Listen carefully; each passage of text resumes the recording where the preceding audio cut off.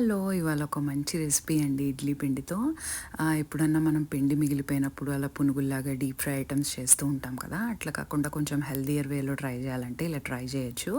First కొంచెం నూనె తీసుకొని దానిలో పోపు వేపుకొని లైట్‌గా కొంచెం ఉల్లిపాయలు వేపేసి టమాటా ప్యూరీ వేయాలనమాట. లేకపోతే మీరు చిన్న చిన్నగా తరిగినవైనా వేసుకోవచ్చు. ఇంకా మోర్ వెజ్జీస్ అయినా వేయొచ్చు.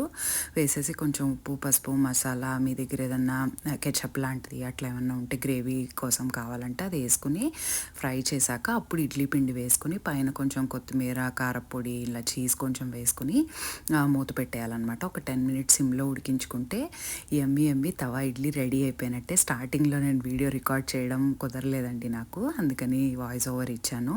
సో ఇది చిన్న పిల్లలకు కూడా పెట్టచ్చు. కొంచెం కారం తక్కువేస్తే చాలా యమ్మీగా ఉంటుంది. మీరు కూడా తప్పకుండా ట్రై చేసి ఎలా వచ్చిందో నాకు కామెంట్ బాక్స్‌లో చెప్పండి. Thanks for watching. Bye bye. ఇట్లు మీ మంజక్క.